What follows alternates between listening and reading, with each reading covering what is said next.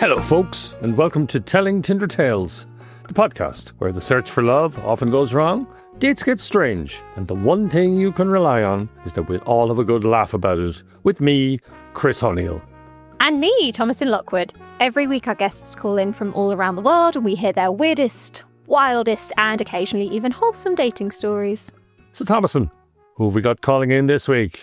So, Chris, we have a very special guest. Telling Tinder Tales might be a bit of a wordy podcast title to some. The truth is, we wanted to call ourselves Tinder Tales, but we couldn't because a podcast called Tinder Tales already existed. And this is its creator, David Piccolomini. Hi, David. Hello. Hi. Yeah, sorry to snipe your podcast title. It's great to have you here. Where are you calling from? I'm calling from New York City. The podcast has been off the air for a couple years. I think you guys are free to, although it's season 7 now, so by the time you guys crossed over, I was still going. What happened? Oh, the pandemic mostly. I ran it for like 5-6 years. I kind of plateaued in listeners, and like it was just one of those things where like the amount of, like, you guys know, doing a weekly podcast is a grind. And then the pandemic hit and everybody was like, no, I'm not talking about dating publicly. We're not supposed to be doing that right now in any way. And I was like, oh, you could talk about sexting online. Who cares? But they're just like, we don't want to. And so then it was just like, I just moved on. I was doing a lot more road comedy. So I was moved on to doing that more, focusing more on that and not trying to kill myself making a podcast while driving through Iowa. Yeah, I don't recommend that. Don't podcast and drive. I will say, David, I sort of had a twinge that we didn't start before or during COVID, and now I realize we would have been at nothing. So I'm delighted with your information. Thank you. Yeah, no, it started right after, like, dating apps have hit the point now where they're ubiquitous. Even when I started the podcast in like 2015, it was still a thing where people were like, no, I meet people the normal way. Mm-hmm. Was like a very realized sentiment, and it's obviously now it's like that's how people meet people half the time, is just they go online. It's like, you know, if you meet someone in person, you're like, no, we met like randomly out in the world. Yeah, people used to lie about it. Well, now it's you lie about which app you met off of. Oh, that's true as well. So like if you're on Tinder, it's like, no, we met on Hinge. Yeah. We're respectable. If you met on Field, you met on Tinder. Yeah, exactly. Mm-hmm. Field is actually the only app I'm still on. Shout out to Field. Wow, getting to know you, David. Very nice. For any listeners, you know, maybe internationals who don't have that app, how would you describe Field? Well, one, it is available internationally. I will say that. So, I mean, in certain cities and stuff, they have, especially they have a location thing where you can swipe in other areas, like a floating location, and now they've opened up a bunch more cities, so I think they're trying to make a push. But anyway, that's just more insider, whatever. Field is like, so it was originally called Thrinder, which is threesome Tinder, but then they got sued by Tinder, so they became Field, and they are the sex-positive dating app, I would say is the best way to put it. They are, you can be more kink-forward if you want. You don't have to be, but a lot more non-monogamous people are on there, a lot more kinky people are on there, and people are just, it's not so much like the idea of like, we're gonna try and have sex before 3 dates, but what will the Pope think? Yeah. So what else other than the podcast have you been doing? So I'm a comedian. I'm a stand-up. I was touring the country for a while through this one group where I did breweries and wineries all over the country. So I played like 44 different states, just going up doing that. And now I'm working on, I haven't really talked about this much. I'm working on an Edinburgh show, well, like a one-man show that I'm hopefully going to take to you guys. Yes. Where I quit video games last year, and now I'm spending 2 years teaching myself 10 different skills at the same time, and I'm going to put them all in one-man show. Wow. I love this. Well, so basically I started learning piano as like a way to like kind of have like a tick replacement on video games. And then I started learning about how to learn more efficiently. And it turns out we process information better with short bursts with sleep in between. So I'm teaching myself a lot of these things 15 minutes every day. And now like I can do card tricks. Wow, I want to hear what the 10 skills are. Okay. Yeah. I was like, I prepared all dating stories. And I know. now, I'm sorry. I'm sorry. We'll come to that. My other, this is, yeah. No, this is basically like, the best way I can describe it is like using like ADHD, like hyperfixation to kind of like loop over to where like when you start burning out on one, the other one starts giving you dopamine and it allows you to keep doing all of them in short bursts. So, it's, basketball, caricatures, card tricks, Spanish, massage, meditation, crepes, game design, piano, backflips. Holy shit. That sounds like a great show. Like, let's hope so. I think it's time we actually heard you tell a Tinder tale. So I had just gone through a breakup with the person I was living with. The only 3 months I ever lived in the Lower East Side, could afford to, because it was her apartment. But I moved in with a friend of mine for a month until I got my new place. And so while I was there, I matched with this other woman on Tinder, and we started talking, and the chemistry was really good immediately, back and forth. Until like that day, we're like, you know what? Let's meet up. So we're going to meet up at like 10 p.m. So I'm like bragging to my friend. I'm like, I won't need the couch tonight. I go, I walk to this bar. It's like a 25-minute walk to this bar. So I go over. It's a tiki bar in Queens. It's fun. We're having a good time with our first drink. And then she goes, hey, sorry, I got to tell you something. I was a little nervous before this date. So I took a couple edibles before it, and I'm really starting to feel it. And I was like, what? How many edibles did you take? And she was like, 3. I was like, oh, do you need me to call 911? Like, what's going on? She's like, no. I just think, you know what? Like, because this is going well, I think you should also take 3 edibles. Get on my level. So just for the context of anyone who maybe is edible-less, what would be the normal amount to take? Like one is a normal amount. I mean, at this point, like I'm a pretty big pothead now that it's legalized all over the city. But like, yeah, like 5 milligrams would make someone feel kind of high. 10 milligrams would be like you want to be sitting on the couch, like watching like Ghostbusters or whatever. But I think the thing that we figured out later is she didn't know the dosage on these particular ones that she bought because it was just from a guy. So she didn't know. So she just took 3 of them because like 15 milligrams. She's an experienced, stoner. That shouldn't be too bad. That should just make her kind of high.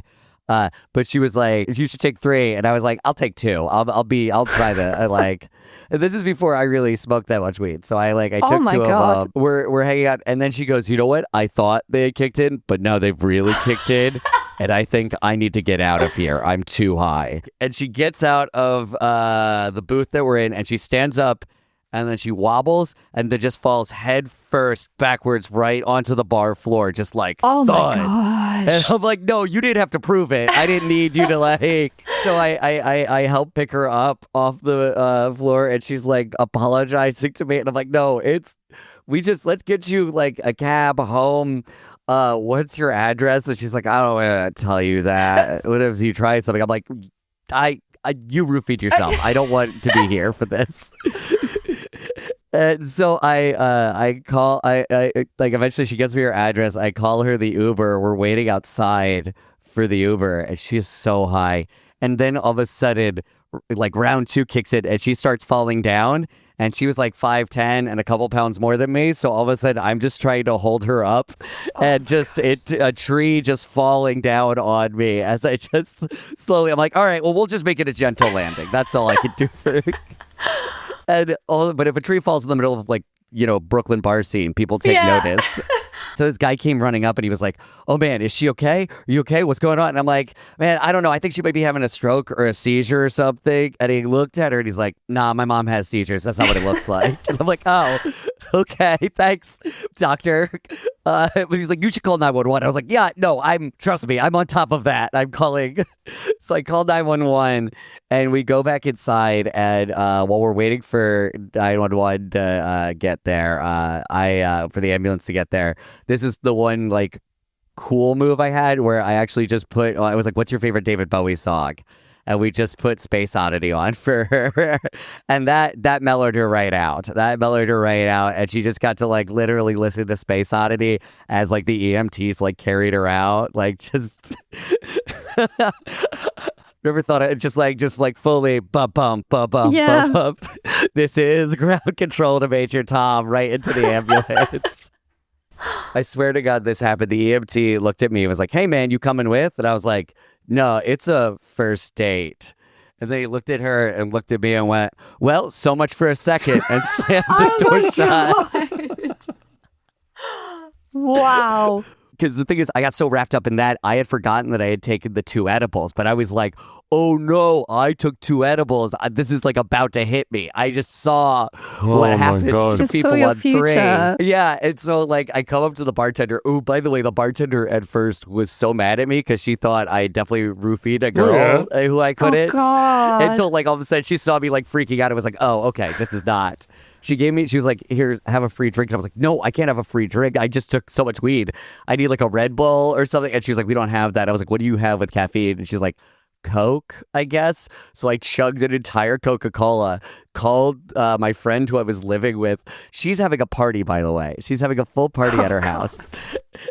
Because like I'm like, I don't need the couch. Like, and there's no like, and so I call and I'm just like, Rissa, I'm dying. I might fall on the street. I'm like running the 20 minutes back with her on the phone being like, you have to stay on the phone with me. I'm like shouting out street signs because I'm afraid I'm just going to be too high and like fall down. I make it back to the apartment and I rush in and I just collapse on the couch in the middle of this party.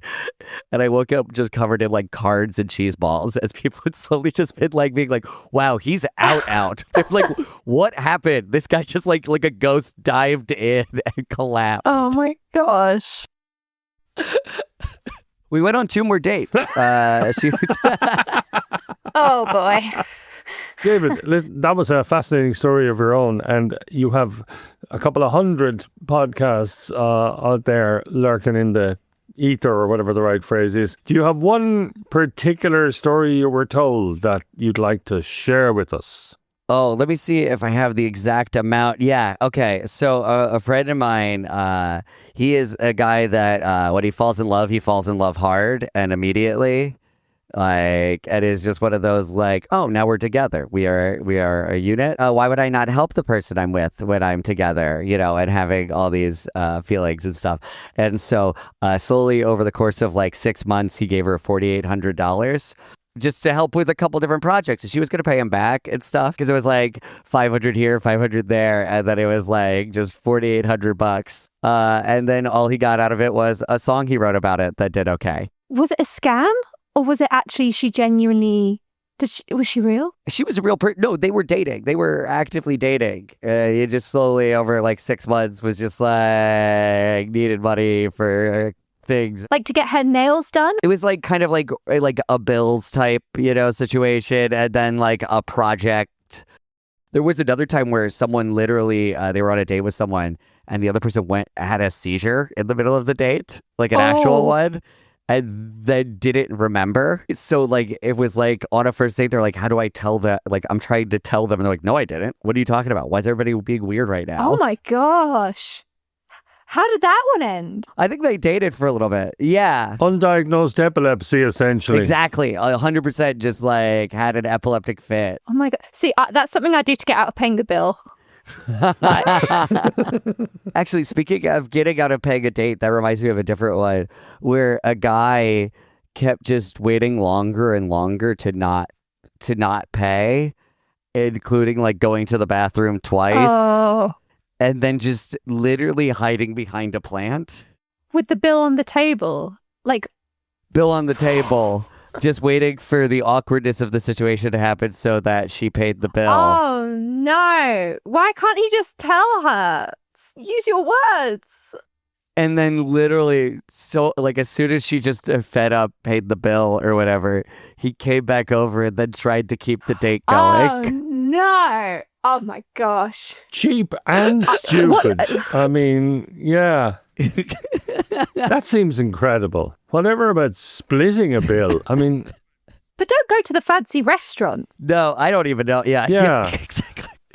Just talking a big game. It's also a thing where, like, I don't know, or just date women with more money. A lot of times they're happy to pay. Listen, dude, the best advice I could give dudes is learn like 2 skills. Learn 2 things that make you seem more interesting than most guys. Like, play music and can cook, and you will go so much further in all of your dating. No, cooking's a big one. Like, I feel like if I saw that on a profile, I mean, speaking of which, like, what do you think makes a good dating profile? So, good dating profiles should tell a lot about who you are in a short amount of space. But like the best way I think about it is you want to think of it as almost like prompts. For like in comedy, it's almost a setup punchline thing. Like, tell something about yourself and then make it a little funny or something. And just giving these little like bits of, here, I'm trying to like, let me go to mine. Not to brag. I mean, okay, I will. This is actually to brag. The last breakup, I got fired from my job, and so suddenly I had my weekends back. And I deleted and reinstalled Field and got 40 matches in a day. whoa. I mean, you are sounding like the guru. You want to just give people kind of like a feeling of who you are. So like, I like playing with alliteration a lot. So like, mine's nerdy, dirty, dark, curious, creative, crushes, great cook, better foodie, plus time daytime availability, looking to overshare and be overshared at, annoying about meditation, recently quit video games, and my new fidget is hand massages. Ooh. So it's just little like pieces like that. That is efficient. That is, you're right. You've made every word count there. Basically, don't include anything in your profile you wouldn't want to talk about already. Ooh. So like, because the thing is, most of the time people are struggling to have a conversation because you're just cold calling essentially. And especially if you're a dude and you're not getting a lot of matches, you're looking at their profile, trying to find any detail about them that you want to have a conversation about. So if there are all these things that you put on to make yourself sound interesting, but you don't like, I took like a little bit of opera training in school, but I don't like talking about it because it's not like, I don't like, if I really liked opera, I would have pursued it further. So it's like I can put it in there, but I won't want to talk about it. And if anybody brings it up, it automatically makes the conversation harder for me because now I'm like, it's a chore now as opposed to getting to know someone. Okay. Yeah. Okay. I was going to say as well, like, what is, because I think you've done a very good mix of bragging and self-deprecating there, because I do think you need to have both, because Yes. I think it's all very well to kind of put your best foot forward, but at some point you're like, okay, now when can I start being the real me? But then you don't want to be like pathetic, but Yeah, it's so important. I mean, it's stupid, but it's so important to lead with like the best version of yourself. That's the main thing that you're trying to go for, is like, this is what you'll get from it. As far as like pictures, you know, like a picture of you smiling, a picture of you doing something, a picture of you with friends is super important. And guys often forget that one. there. But you look like a serial killer if it's just a bunch of pictures of selfies you in the that flat. you've taken by yourself. Yeah, I get it. None of your friends take pictures. If you have one girl that's a friend, she'll take pictures of Honestly, you. This friend of a friend sent me their profile recently to review, and I was like, you know what? It's all great, but the first picture, you have sad eyes.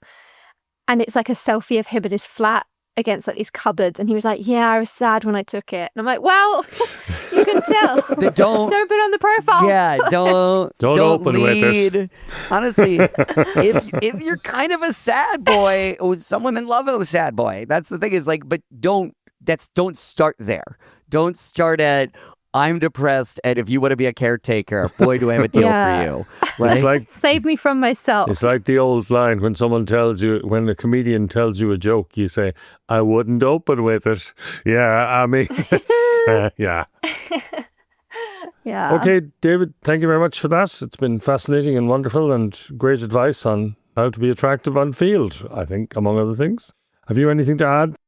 yeah, please check out, I'm on Instagram at DPIC Comedy, TikTok at LitGrandma69. My comedy special is called Goblin King Comedy, which you can find on YouTube, or tiny URL Goblin King Comedy. And I have a weekly show in New York at Medusa Bar. If you're in Williamsburg or Brooklyn, come check it out. 7 p.m. every Tuesday. It's a free show. It's fun. I think often on this podcast, our listeners learn a lot about what not to do. And I think David's given us a lot of good tips today. Thank you very much for listening. Give us a like, a follow, a share, whatever you need to do on the platform you're listening to us on to keep us in your roster. And give us a review. It really makes a difference to a small and up-and-coming podcast like ourselves. Give us 5 stars. If you give us 5 stars, I will play David Bowie's Space Oddity for you. If you give us 1 star, I will borrow $4,800 from you and not give it back. And if you really liked it, tell one person face to face. Tell your dealer that you get edibles from. Tell your stand-up comic that you've watched.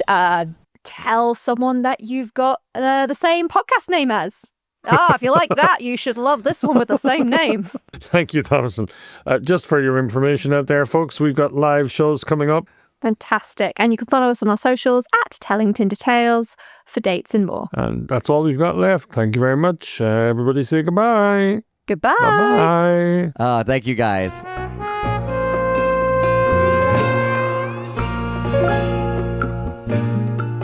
Telling Tinder Tales is hosted and produced by me, Chris O'Neill, and Thomasin Lockwood. Produced and edited by Lucy Regan, with music by Quincas Moreira. It's a Jesters Comedy Dublin production and is no way affiliated with or endorsed by Tinder. If you have a story to tell, please get in touch. Details are in the show notes. And if you like us, instead of swiping right, follow us on Instagram and or TikTok at Telling Tinder Tales.